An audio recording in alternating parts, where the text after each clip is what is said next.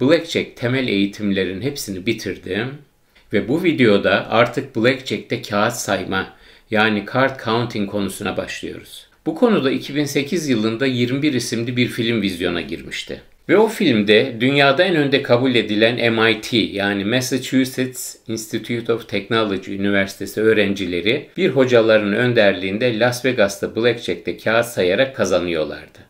Acaba gerçekten Blackjack'te kağıt sayabilmeyi becerebilmek için öyle dünyada ilk sırada olan bir teknik üniversitede okuyabilecek kadar süper bir beyine mi sahip olmak gerekiyor? Bu videoda ben anlatacağım ve kararı size bırakacağım.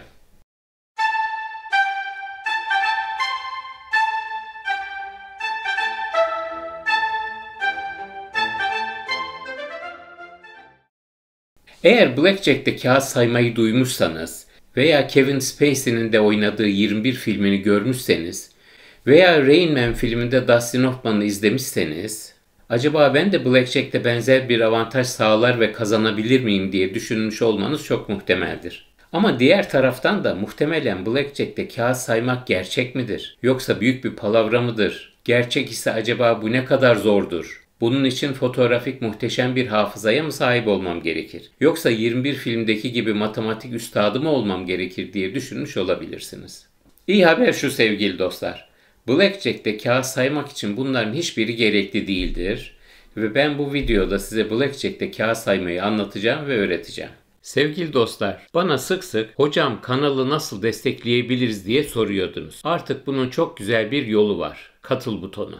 Katıla tıklayarak artık iki farklı üyelik seçeneğinden birini seçebilirsiniz. İlk üyelik seviyesinin ismi Cep Mühendisi Dostu.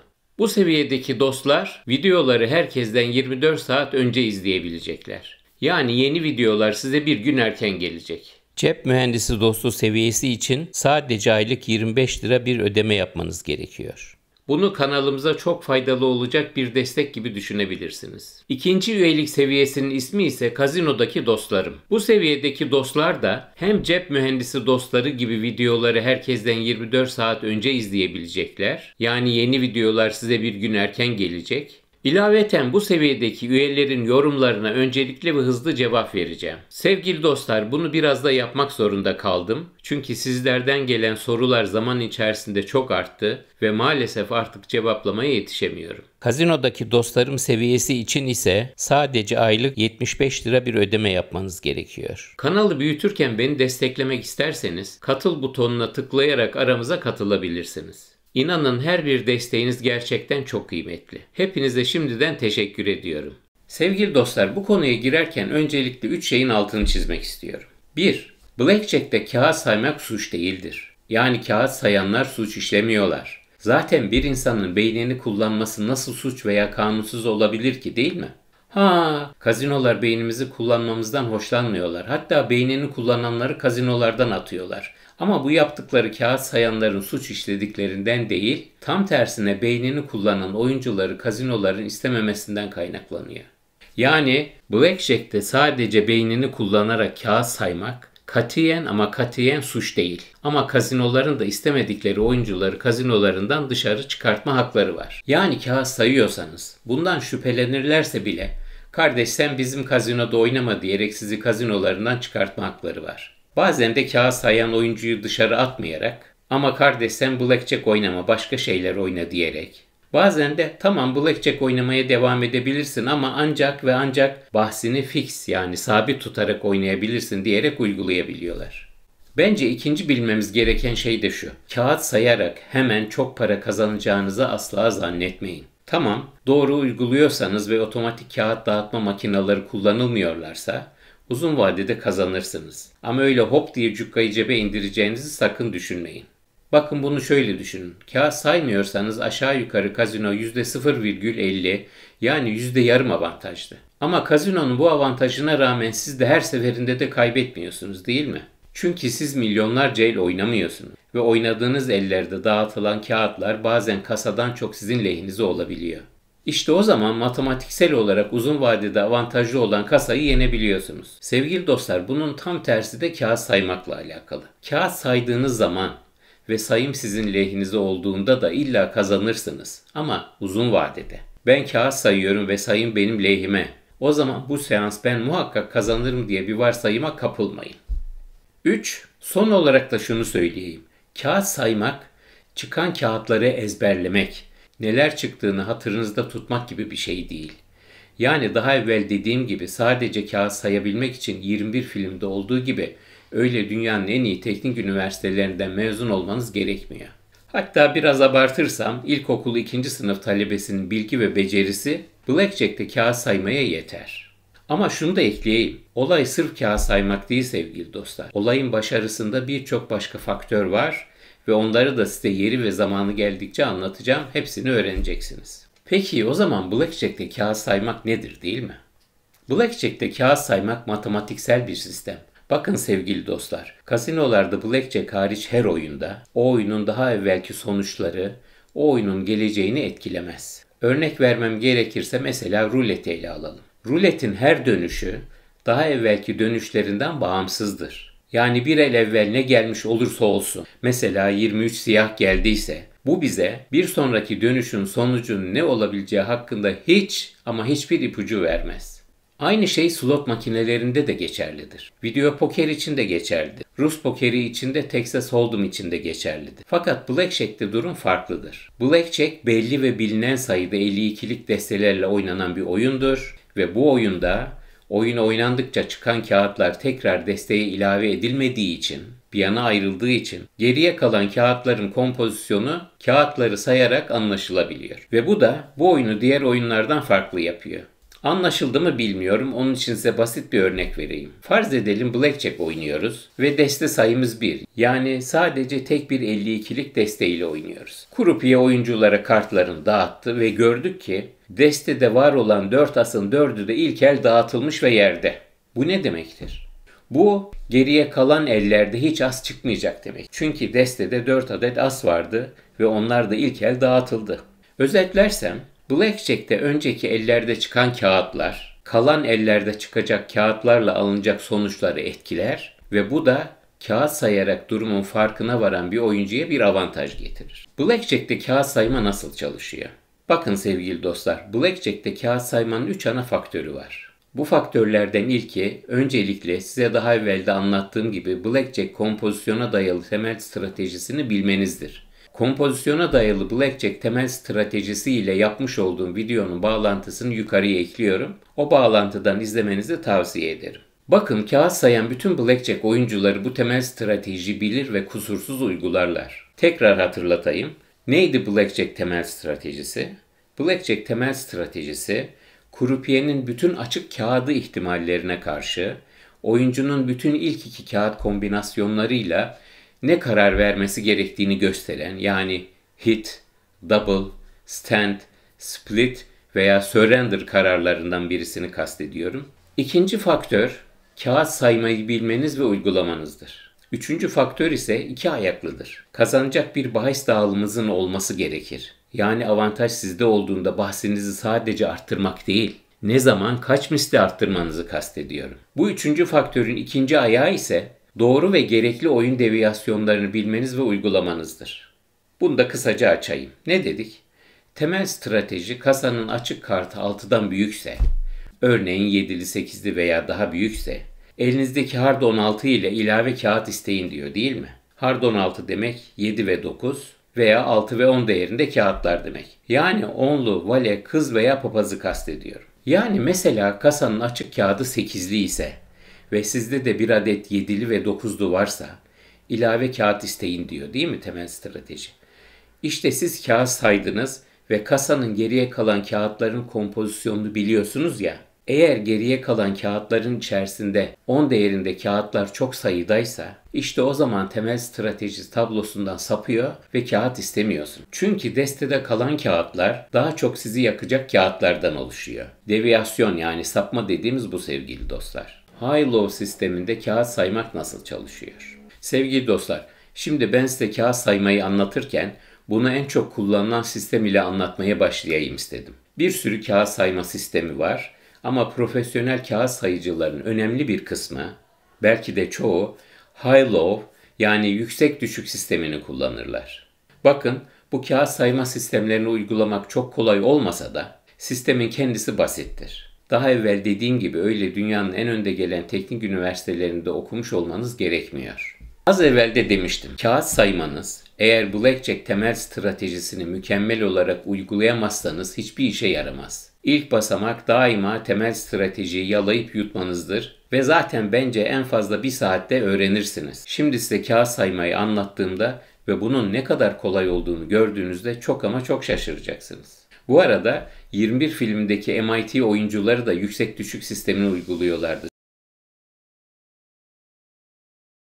Önce önümüze 52'lik bir deste kağıdı alalım.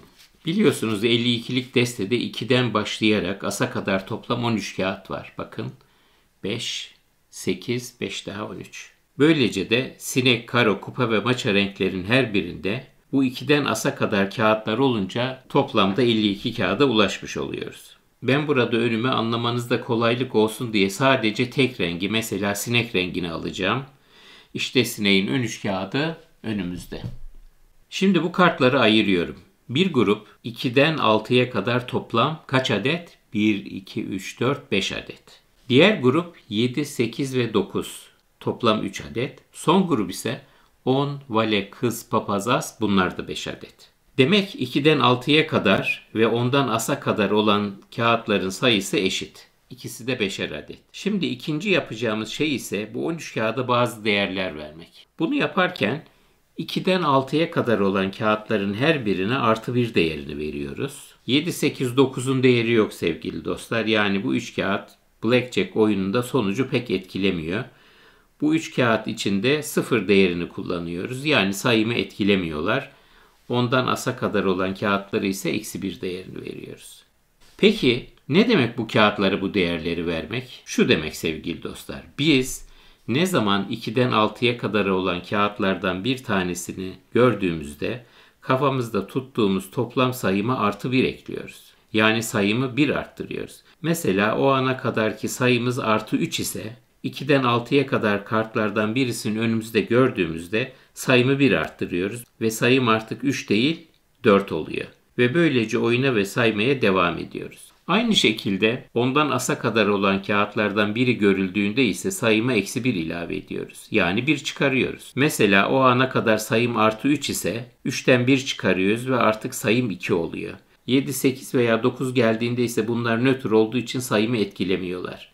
Yani bir anlamda 7, 8 ve 9'ları görmezden geliyoruz. Şimdi gelin birlikte bir deneme yapalım. Bu çeyrek desteği anlattığım gibi birlikte sayalım.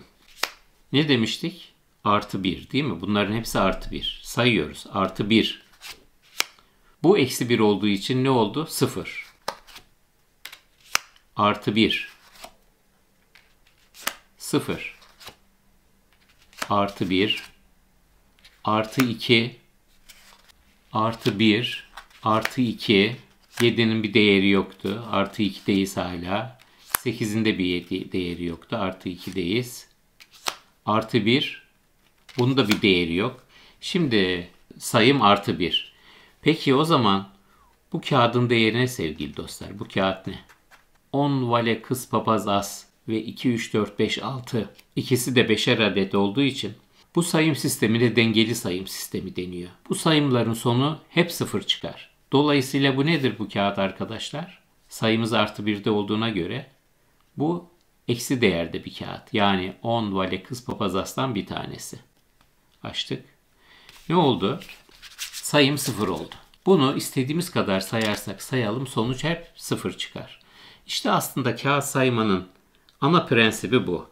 Yani çok abartarak bir örnek vereyim. Sayıyoruz. Artı 1. 7 etkilemiyor sonucu. Artı 1'deyiz hala.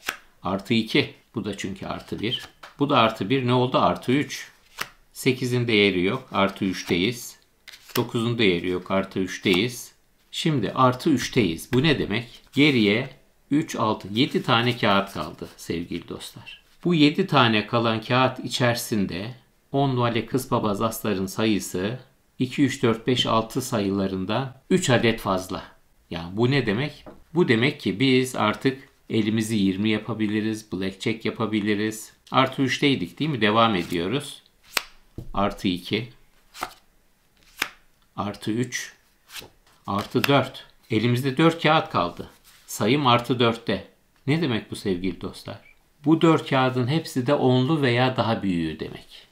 Bakalım öyle mi? Görüyor musunuz? Demek ki Blackjack'te kağıt saymanın ana prensibi bu. Büyük kağıtlar 5 adet, küçük kağıtlar da 5 adet ve nötr kağıtlar 3 adet. Böyle olunca bu sayımların sonucu her zaman eşit çıkar. Dengeli. Niye dengeli lafını söylüyorum? Çünkü bir de dengesiz kağıt saymalar var. Dengesiz kağıt saymaları da anlatacağım size. Orada buradan bir fark var. Onlar bu 2, 3, 4, 5, 6'nın yanına bir de 7 koyuyorlar. 8 ve 9'u nötr olarak kabul ediyorlar. Şimdi öyle olunca ne oluyor? Bakın 6 tane bir grupta, 5 tane bir grupta. Yani bu kağıt saymaların sonucu 0 çıkmaz. 4 adet 7'li yüzünden sonuç artı 4 oluyor sevgili dostlar. Şimdi şu sayma işlemini sizle birlikte tekrar yapalım. Artı 1, 0, eksi 1, eksi 1, eksi 2, eksi 1, 0, artı 1, 0, değiştirmiyor 0, eksi 1, 0, bu da ne oluyor? 7, 8, 9'dan birisi. Şimdi arkadaşlar bu 13 kağıdı saydık ya, Blackjack'te kağıt sayanların kağıt sayarken bu artı 2, artı 1'deyiz, artı 3 işte 0 falan dediğimiz buna running count diyorlar. Biz de akan sayım diyelim. Blackjack oyunda biz bu sayımı ilk kağıttan krupiyenin açtığı son kağıda kadar yani kesme kağıdına kadar yapıyoruz. Şimdi gelin bunu bir deste kağıtla yapalım bir de. Birlikte yapacağız sevgili dostlar ve sayacağız.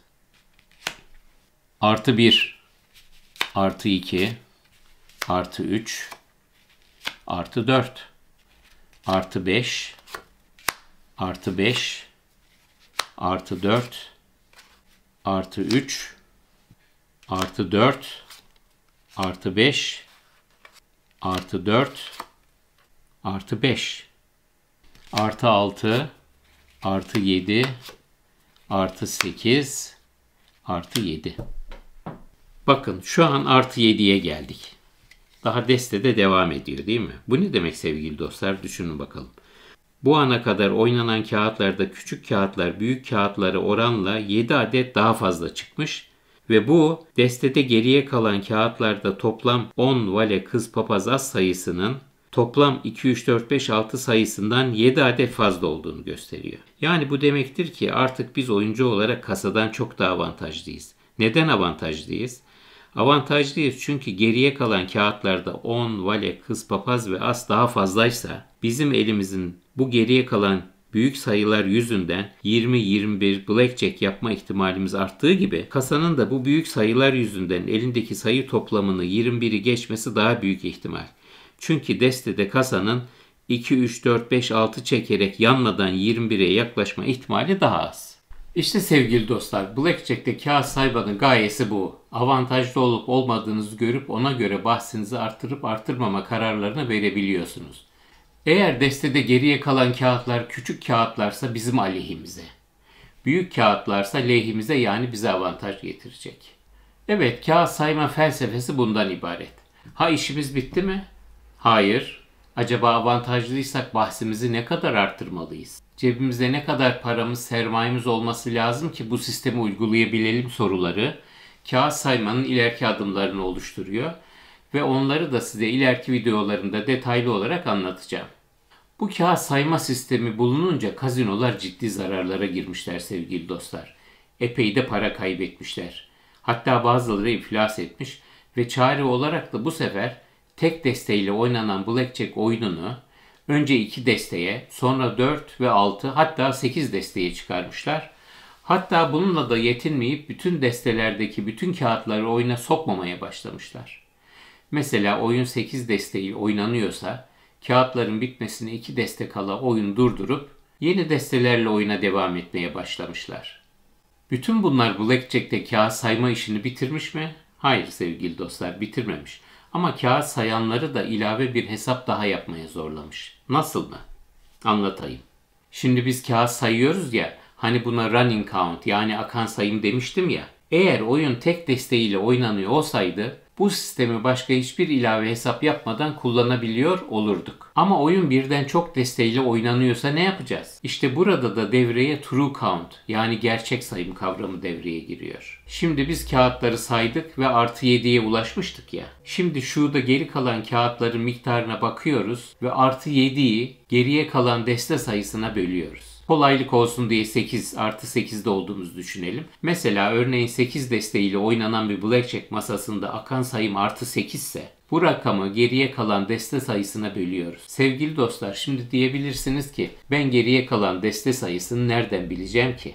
Yaklaşık olarak kalan kağıtlara bakarak bunu anlayabilirsiniz. Öyle çok hassas bir hesap olması gerekmiyor. Mesela diyelim ki siz artı 8'desiniz ve geriye 8 destenin yaklaşık bir destesi kalmış. O zaman bu 8 rakamını 1'e bölüyorsunuz ve true count yani gerçek sayım olarak 8'i buluyorsunuz. Yani çok iyi bir durum. Ama diyelim ki kağıtların daha sadece yarısı yani 4 destesi oynanmışsa o zaman bu hesabınız değişiyor. Artı 8 bölü 4 diyorsunuz ve artı 2 sayısını buluyorsunuz. Yani gerçek sayım artı 2 olarak karşınıza çıkıyor. İşte sevgili dostlar, bir oyunda bizim ne kadar avantajlı olduğumuzu akan sayım değil, gerçek sayım belirliyor. True count belirliyor.